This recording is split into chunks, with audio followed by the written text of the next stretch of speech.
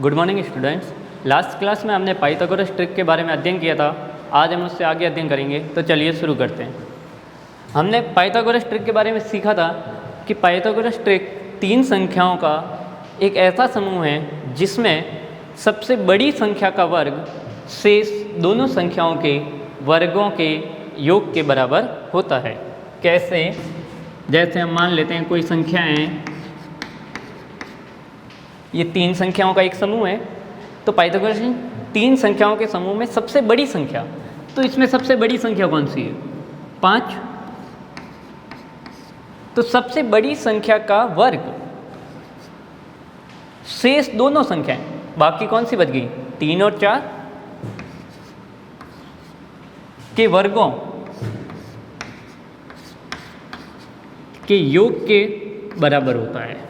वापस समझिए, Pythagoras trick सबसे बड़ी संख्या का वर्ग शेष दोनों संख्याओं के वर्गों के योग के बराबर होता है। अगर उत्तर दोनों का समान है तो वह पाइथागोरस ट्रिक होगी, अन्यथा नहीं होगी। जैसे 5 का स्क्वायर 25, 3 का स्क्वायर 9 और 4 का स्क्वायर 16। अब सरल कर देते हैं, 9 और 16 को जोड़ दिया, आंसर आ गया 25। तो हम देखते हैं कि दोनों आंसर बराबर है, तो हम कह सकते हैं कि यह पाइथागोरस ट्रिक है। किंतु परीक्षा में सवाल कैसे आएगा? परीक्षा में सवाल हमें इन तीनों में से कोई एक संख्या देगा और बोलेगा इसकी पाइथागोरस ट्रिक बनाओ। तो जो भी पाइथागोरस ट्रिक होती है उसका साधारण रूप होता है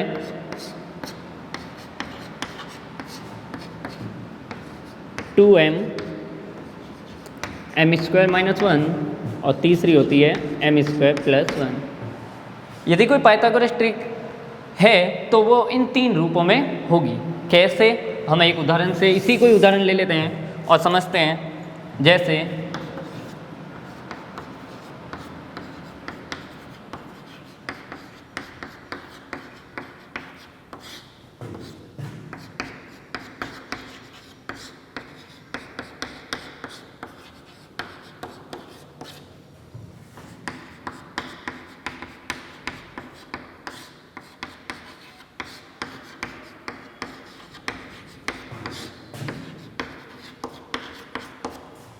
सवाल है कि एक पाइथागोरस ट्रिक ज्ञात कीजिए जिसमें एक संख्या क्या हो?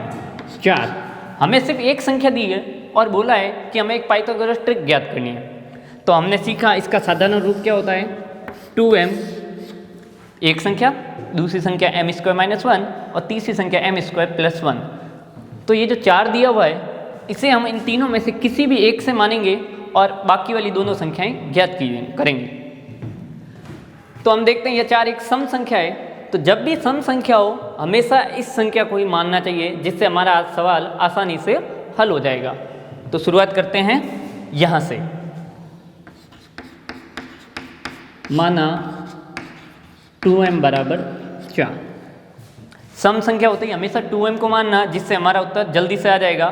अब 2m = 4 है तो हम पक्षांतरण का उपयोग करके m का मान निकाल सकते हैं। यहाँ 2 गुणा में, उधर जाएगा तो भाग में, तो m बराबर आ जाएगा 4/2, यानी कि m बराबर हो जाएगा 2। हमें m का मान मिल गया। इस m का मान ये दूसरी वाली और तीसरी वाली संख्या में मान रखेंगे तो हमें ये पाइथागोरस ट्रिक मिल जाएगी। तो दूसरी संख्या क्या होगी? क्योंकि हमें पहली संख्या तो पता है 4 है, वो हमें सवाल में दे रखा है। तो दूसरी संख्या का सूत्र है, दूसरी संख्या बराबर m² - 1। अब इस सवाल में m का मान हम 2 रखेंगे और हम अपना उत्तर प्राप्त करेंगे। तो m का स्क्वायर, m का मान है 2, तो 2 का स्क्वायर - 1, 2 का स्क्वायर 4 - 1, उत्तर आ जाएगा 3। यह दूसरी संख्या हो गई। अब हम ज्ञात करेंगे तीसरी संख्या, वो हम इस सूत्र से ज्ञात करेंगे।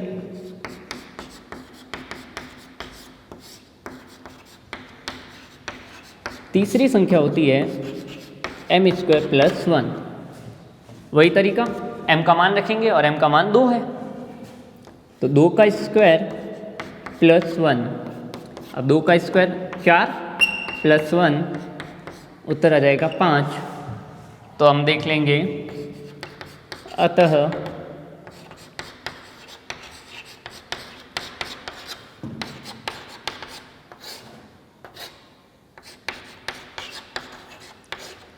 अतः पाइथागोरस ट्रिक क्या होगी, एक तो हमें दे रखी है 4, दूसरी हमने निकाला 3 और तीसरी हमने निकाली 5।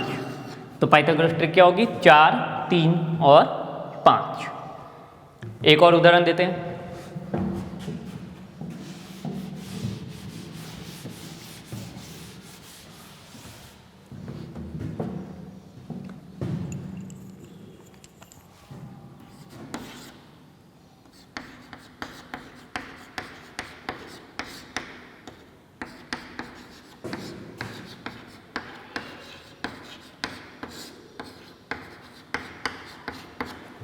अब हमें एक और पाइथागोरस ट्रिक ज्ञात करनी है जिसमें एक संख्या 6 हो। वही तरीका पाइथागोरस ट्रिक होती है, उसका साधारण रूप क्या होता है, तो हमने सीखा साधारण रूप होता है 2m m² -1 और m² +1। पाइथागोरस ट्रिक इन 3 संख्याओं के रूप में होती है। हमें एक संख्या दे दी है 6, तीनों में से किसी एक को मानेंगे उसके बराबर और बाकी वाली दोनों संख्याएं ज्ञात करेंगे। तो हम फिर देखते हैं यह संख्या सम है और सम होने पे हमेशा पहली संख्या इसे ही माननी चाहिए। तो माना 2m बराबर 6, वही विधि पक्षांतरण से m बराबर 6 में ये 2 भाग में चला जाएगा और इससे हमें m की वैल्यू पता चल जाएगी। तो m की वैल्यू आ गई 3। अब इस m का मान दूसरी संख्या और तीसरी संख्या में जैसे यहाँ रखा था उसी तरह रखेंगे और अपना उत्तर प्राप्त करेंगे।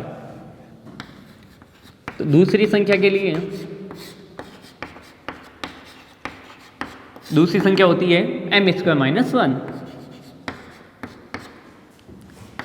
अब m के स्थान पर 3 रखेंगे तो 3 का स्क्वायर -1, 3 का स्क्वायर 9 -1 बराबर 8। तो दूसरी संख्या क्या हो जाएगी 8। और तीसरी संख्या के लिए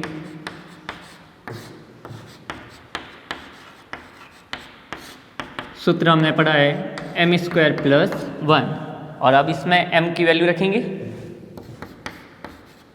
3 का स्क्वायर +1, 9 +1 और जोड़ के उत्तर आ जाएगा 10। और लास्ट में हम अपनी पाइथागोरस ट्रिक लिख लेंगे।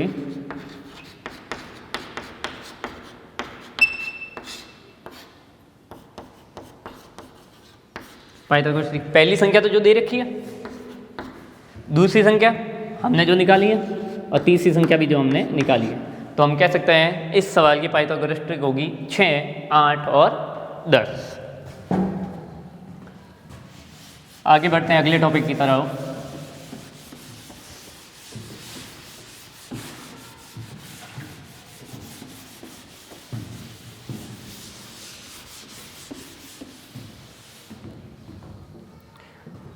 अगला टॉपिक है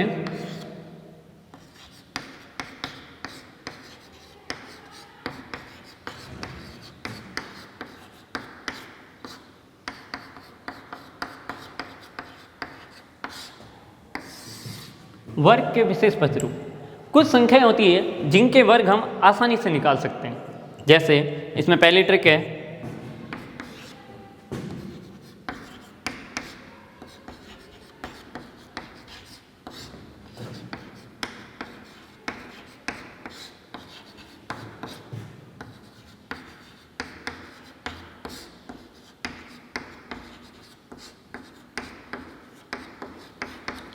ऐसे संख्याओं का वर्ग ज्ञात करना जिसका इकाई अंक क्या हो 5।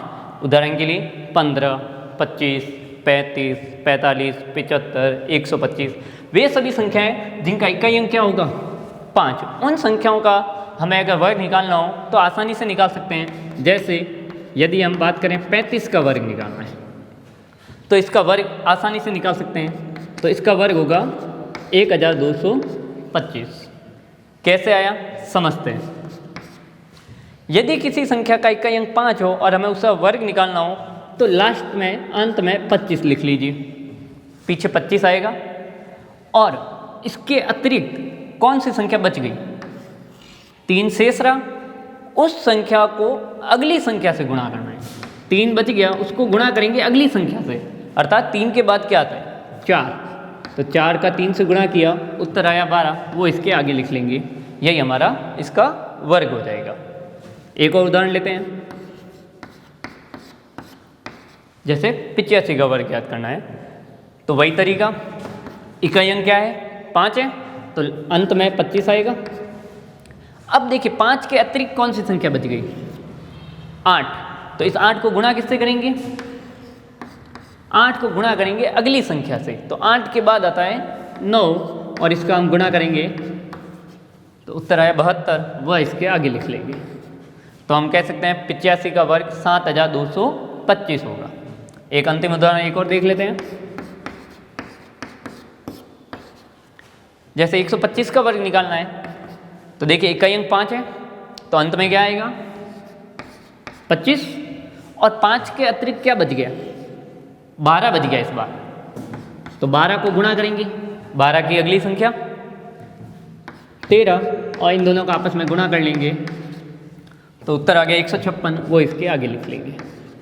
तो इस तरह हम किसी भी संख्या जिसका इकाई अंक 5 हो, आसानी से उसका वर्ग निकाल सकते हैं। और दूसरा देखते हैं,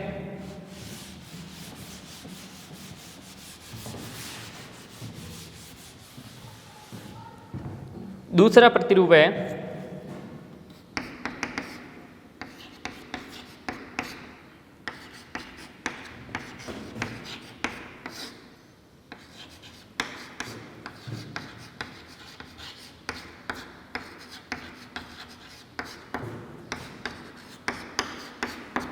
दूसरे प्रतिरूप की बात करें, जब संख्या के सभी अंक एक हो, कहने का अर्थ 1 का वर्ग, 11 का वर्ग, 111 का वर्ग, 1111 का वर्ग, यानी कि ऐसी संख्याओं का वर्ग ज्ञात करना जिसमें सभी अंक क्या होंगे, एक ही होगा, तो उसका भी बहुत आसानी से हम ज्ञात कर सकते हैं। जैसे हम ज्ञात करते हैं 11 का, तो 11 का वर्ग तो हमें पता है 121। अब कैसे आया समझिए, यहाँ देखिए 1 कितनी बार है, 2 बार, तो गिनती चालू करेंगे 1 से और 2 तक लिखेंगे, उसके बाद गिनती को उल्टा चालू करेंगे, 2 से पहले क्या आता है 1। देखिए एक उदाहरण से और समझते हैं, जैसे हमें इस संख्या का वर्ग ज्ञात करना है, तो इसमें गिनिए 1 कितनी बार आ रहा है, 1 2 3 4, तो 4 तक तो गिनती लिख लीजिए, और अब उल्टी गिनती लिखिए, 4 से पहले क्या आता है 3, उससे पहले 2 और उससे पहले 1। इस तरह से हम किसी भी संख्या का आसानी से वर्ग निकाल सकते हैं जिसके सभी अंक क्या होगा 1। एक और देखते हैं, इस संख्या का हमें वर्ग निकालना है, तो देखिए इसमें गिनिए 1 कितनी बार आ रहा है, 1 2 3 4 5 6, तो 6 अंक तक तो गिनती लिख लेंगे, और अब उल्टी गिनती 6 से पहले क्या आता है 5 4 3 2 1। इस तरह से हम किसी भी संख्या का वर्ग निकाल सकते हैं जिसके सभी अंक क्या होंगे 1। बढ़ते हैं अगले टॉपिक की तरफ।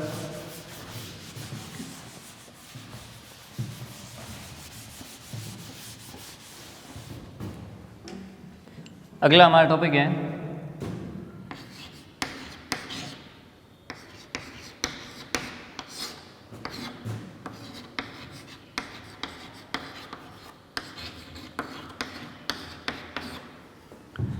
टॉपिक है वर्गमूल स्क्वायर। जिस तरह योग की प्रतिलोम संक्रिया घटाना है, गुणा की प्रतिलोम संक्रिया भाग है, उसी प्रकार वर्ग की प्रतिलोम संक्रिया वर्गमूल है। तो वर्गमूल की परिभाषा वर्गमूल वर्ग की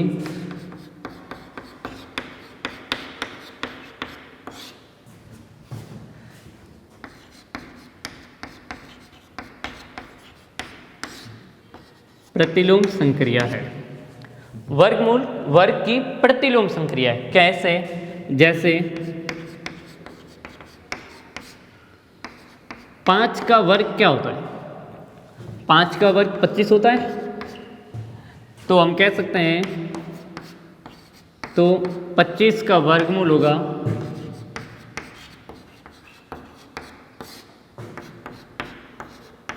+-5।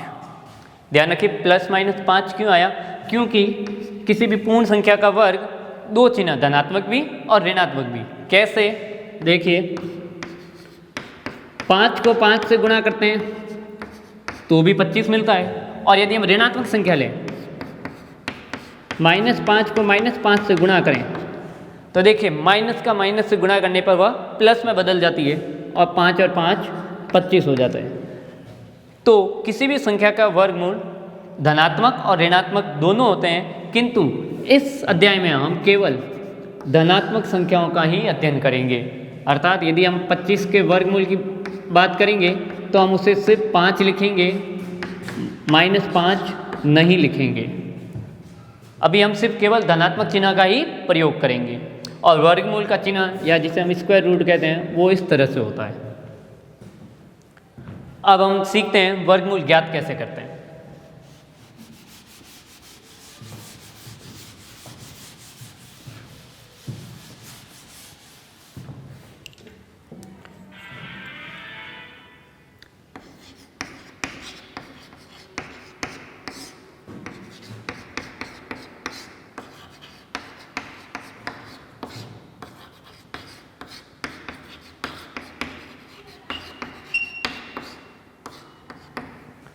वर्गमूल ज्ञात करने की 3 विधियां हैं, घटाने की संक्रिया द्वारा, अभाज्य गुणनखंड द्वारा, और तीसरी विधि है भाग विधि द्वारा।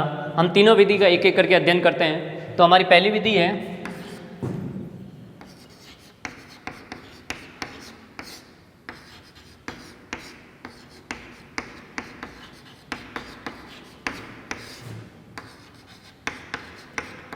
घटाने की संक्रिया द्वारा।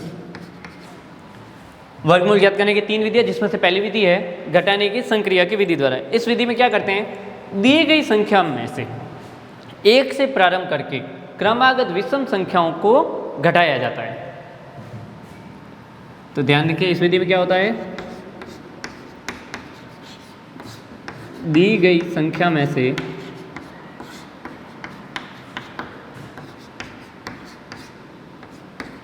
एक से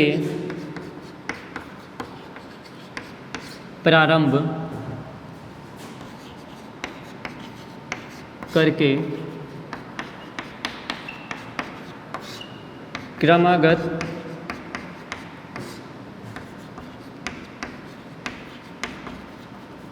विषम संख्याओं को घटाया जाता है।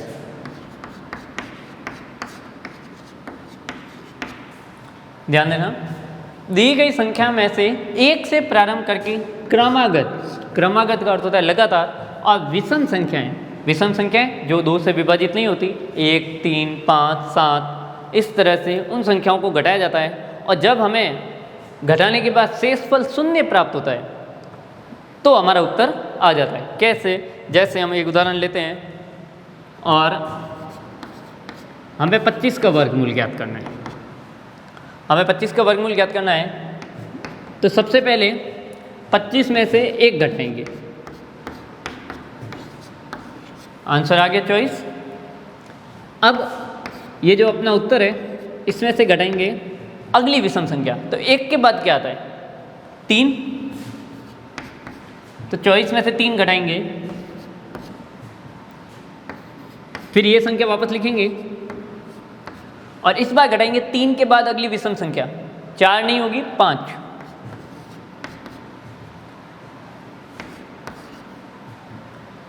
फिर वापस यही संख्या लिखेंगे और इस बार घटाएंगे 5 के बाद अगली विषम संख्या, 7। 16 में से 7 गए। फिर ये संख्या लिखेंगे और इस बार घटाएंगे 7 के बाद अगली विषम संख्या, 7 के बाद आता है 9। देखिए क्या उत्तर 0 मिल गया, तो हम देखते हैं हमें उत्तर 0 मिल चुका है। अब देखिए हमने कितनी बार घटाया, 1, 2, 3, 4 और 5। 5 बार घटाया तो इसका वर्गमूल होगा 5। यह विधि अव्यावहारिक है और इसमें समय भी बहुत अधिक लगता है, इसीलिए हम इस विधि का उपयोग नहीं करते। यदि शेषफल 0 नहीं मिलता तो हम कहेंगे वह पूर्ण वर्ग संख्या नहीं है। कैसे, जैसे हम मान लेते हैं हमें 12 का वर्गमूल ज्ञात करना है, तो 12 में से सबसे पहले 1 घटेगा, अगली बार ये संख्या यहाँ और इस बार घटेगा 1 के बाद अगली विषम संख्या 3, तो 11 में से 3 चले जाएंगे, फिर ये संख्या वापस लिखेंगे और इस बार घटाएंगे अगली विषम संख्या 5, तो 8 में से 5 3, और इस बार अगली विषम संख्या तो 3 में से 7 घटाएंगे तो हमें आंसर मिलेगा -4। तो ये शून्य से भी छोटा हो गया, इसमें हमें शून्य नहीं मिलेगा, तो हम कह सकते हैं √12 ये पूर्ण वर्गमूल संख्या नहीं है। इस विधि में समय अधिक लगता है, जैसे यदि संख्या बड़ी आ गई, जैसे 729 का वर्ग निकालना हो, 729 का वर्गमूल निकालना हो, तो इस तरह से हम घटाएंगे, बहुत अधिक समय लगेगा, इसलिए हम इस विधि का उपयोग नहीं करते। दूसरी विधि देखते हैं।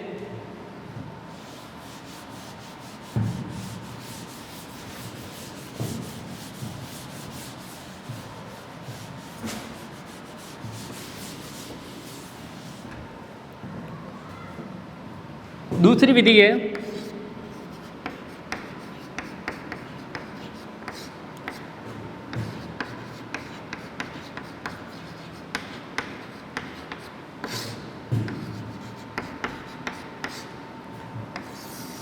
अभाज्य गुणनखंड विधि द्वारा।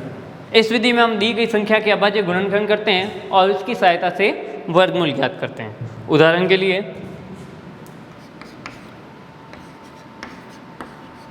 हमें 324 का वर्गमूल ज्ञात करना है, तो क्या करेंगे, 324 के अभाज्य गुणनखंड करेंगे।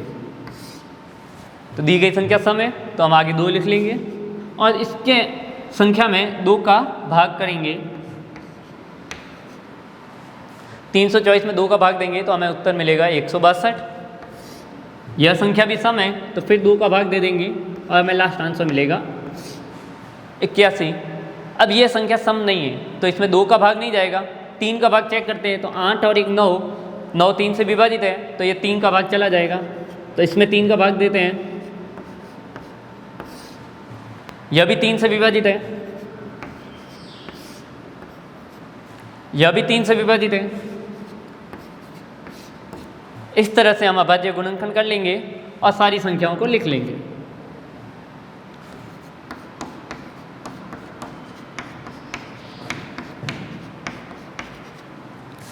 लिखने के पश्चात जो संख्या हमें मिली है गुणा, उनके हम 2 संख्याओं के युग्म बनाएंगे या जोड़े बनाएंगे जो दोनों एक जैसे हो। जैसे ये दोनों एक जैसे, ये दोनों एक जैसे और ये दोनों एक जैसे। अब इनमें से एक अंक बाहर ले लेंगे, तो इससे आ जाएगा 2, इससे ले लेंगे 3 और इससे भी ले लेंगे 3। अब इनका आपस में गुणा करेंगे, तो 3 का 3 से 9 और 9 का 2 से 18। तो हम कह सकते हैं कि 324 का वर्गमूल 18 होगा। आगे बढ़ते हैं। यदि किसी संख्या के यह समूह बराबर नहीं हो, अपूर्ण हो, तो हम कह सकते हैं कि वह संख्या पूर्ण वर्ग संख्या नहीं होगी। जैसे एक संख्या लेते हैं 90, हमें 90 का वर्गमूल ज्ञात करना है, तो पहले इसके हम अभाज्य गुणनखंड करेंगे। तो सम संख्या है, 2 का भाग दे देंगे। अब इसमें 2 का भाग नहीं जाएगा, तो 4 और 5 दोनों को जोड़ा 9 हो गया, तो 3 का भाग चला जाएगा, फिर 3 का भाग। इस तरह से हम इसके अभाज्य गुणनखंड ज्ञात करेंगे और इन संख्याओं को लिखेंगे।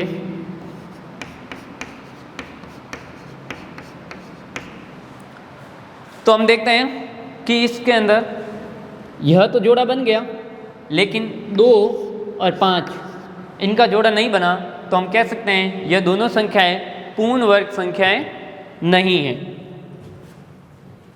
आगे बढ़ते हैं।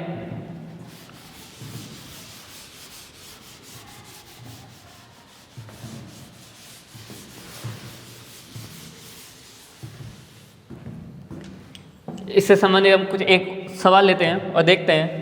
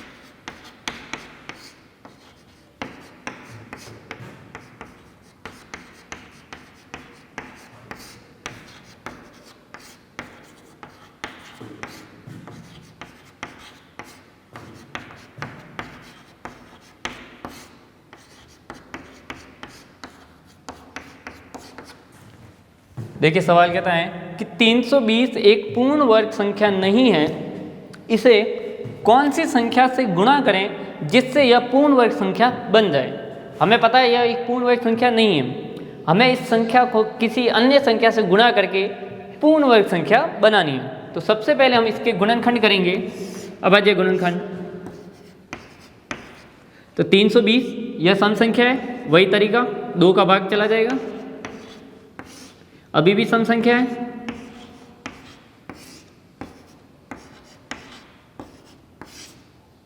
अभी भी सम संख्या चल रही है, तो हम 2 का भाग देते रहेंगे।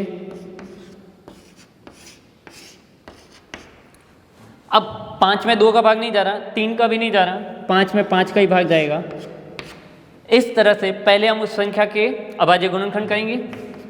अब इन्हें लिख लेंगे 1 2 3 4 5 6।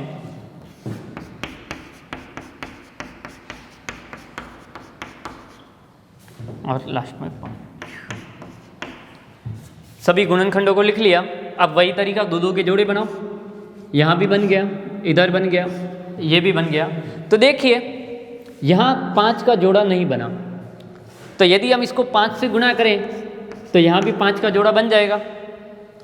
और फिर हम लेते हैं यहाँ से 1 अंक, यहाँ से भी 1 अंक, यहाँ से भी 1 अंक और यहाँ से भी 1 अंक। और अब इन सब का आपस में गुणा कर लेते हैं। 2 का 2 से 4, 4 का 2 से 8 और 8 का 5 से 40। वापस समझिए, यह पूर्ण वर्ग संख्या नहीं थी, तो हमने सारी संख्याओं को लिखा और जो संख्या बच गई, इन सब के तो जोड़े बन रहे थे और उसका जोड़ा नहीं बना, तो वह संख्या हम उसका गुणा कर लेंगे और उसके बाद हमें पूर्ण वर्ग संख्या मिल जाएगी। तो हमने किससे गुणा किया? 5 से। तो हम 320 को 5 से गुणा करेंगे तो हमारा आंसर आएगा 1600, अर्थात वह संख्या 1600 है जिसे हम गुणा करके पूर्ण वर्ग संख्या प्राप्त कर सकते हैं। धन्यवाद।